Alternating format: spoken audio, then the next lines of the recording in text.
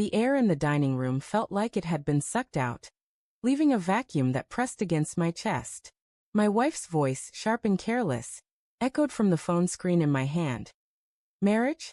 It's just a legal formality, nothing more. The video, posted to her public Instagram story, was time-stamped from last night's office party. Her laughter, bright and unburdened, sliced through me as she leaned into a man I didn't recognize, his hand grazing her lower back. The caption read, "Living my truth." My fork clattered against the plate, the half-eaten lasagna cold and congealed. I stared at the screen, my thumb hovering over the replay button, as if watching again might rewrite the moment.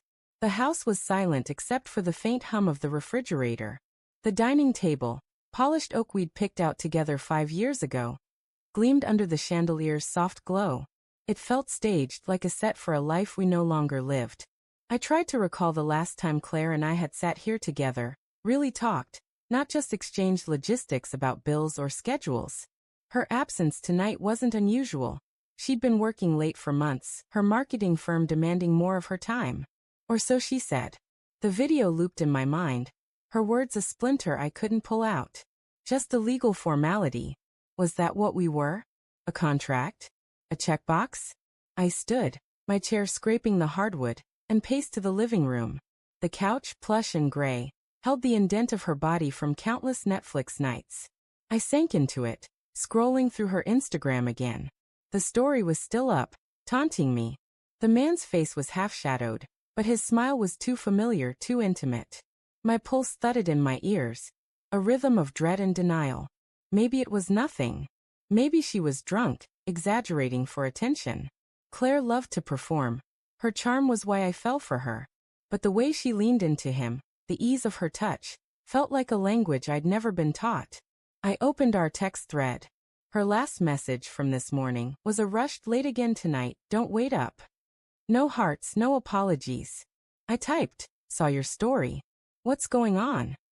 My thumb hovered over send, but I deleted it. Too vague. Too weak. Instead, I opened her firm's website, searching for the man's face among the team photos. Nothing matched. My stomach churned, a mix of nausea and rage. I needed answers, but the thought of confronting her made my skin crawl. What if I was wrong? What if I was right? The front door clicked open, and my heart lurched. Claire's heels tapped against the foyer tiles, a sound as familiar as my own breathing. "Evan," she called, her voice light, unaware. I stayed silent, gripping the phone.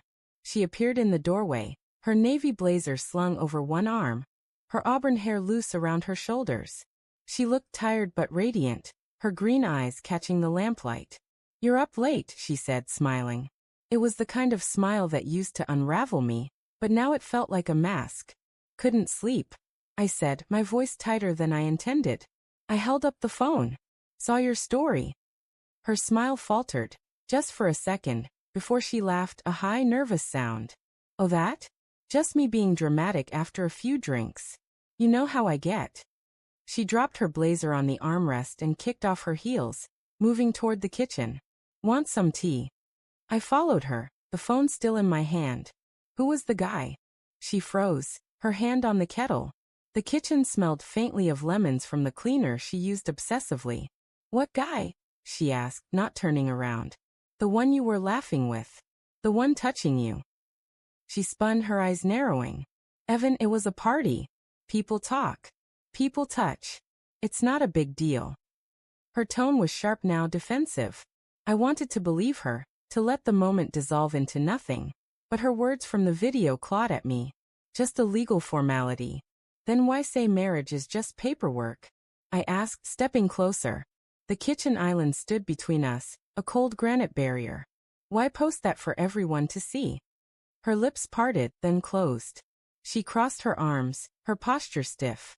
"I was venting. Work's been hell, and I was blowing off steam. You're blowing this out of proportion." "Am I?" My voice cracked, and I hated it. I hated how small I felt, how the room seemed to shrink around us. "You've been distant for months, Claire. Late nights, vague texts. And now this? I'm not an idiot." Her face softened, but it wasn't warmth, it was pity. "Evan, I'm tired. Can we not do this now?" She turned back to the kettle, filling it with water, the rush of the tap loud in the silence. I wanted to grab her, to make her look at me, but instead, I opened her Instagram again, scrolling through her recent posts. A photo from last week. Her at a rooftop bar, the city skyline glowing behind her. No caption, just a heart emoji. The man's arm was in the frame, his watch glinting. I hadn't noticed it before. Whose watch is that? I asked, holding the phone out. She glanced at it, her jaw tightening. I don't know. Someone from work, probably. Why are you doing this? Because I don't know you anymore. The words erupted, raw and jagged. She flinched, and for a moment, I saw something flicker in her eyes. Guilt, maybe, or fear. But then it was gone, replaced by a cold resolve. You're paranoid, she said, her voice low. I'm not cheating on you if that's what you think. I'm just trying to figure things out. Figure what out? My hands shook, and I set the phone down before I threw it. Us. This. I gestured at the house, at the life we'd built. The photos on the fridge. Us in Paris, us at her sister's wedding, mocked me with their frozen smiles. She didn't answer. The kettle whistled, shrill and insistent, but she ignored it. I need space, she said finally, her voice barely above a whisper. I didn't mean for you to see that video. I was drunk, okay? I was stupid. But maybe I meant it a little. The words landed like a punch. I staggered back, my hip hitting the counter. You meant it, I repeated, my voice hollow. You think our marriage is nothing? I didn't say that. Her eyes glistened, but no tears fell. I don't know what I feel anymore. I love you, Evan, but it's not the same. It hasn't been for a while.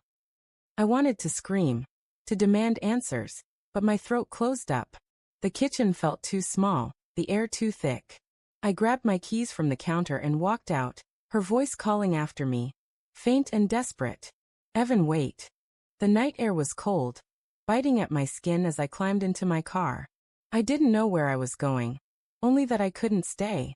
The streetlights blurred as I drove, my mind replaying every moment of the past year. Her late nights, her distracted smiles, the way she'd stopped reaching for my hand. The signs were there, but I'd ignored them, too afraid of what they meant. I ended up at a dive bar on the edge of town, the kind of place where the jukebox played songs nobody remembered.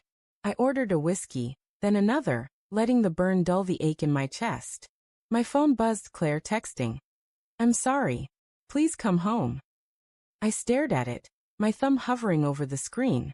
Then another message came through, not from her but from an unknown number.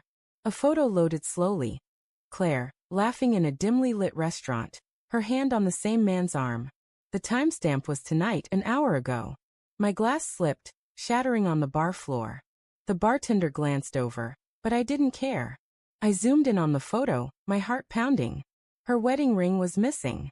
The formality, as she called it, was gone. I drove back home, the photo searing my vision. The house was dark when I arrived, but her car was still in the driveway.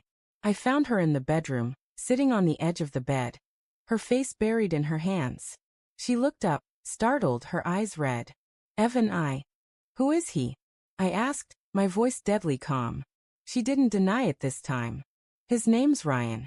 He's someone from work. It's not what you think, but it's complicated. Complicated? I echoed, laughing bitterly. You took off your ring, Claire. You called our marriage nothing. How complicated is that? She stood, reaching for me, but I stepped back.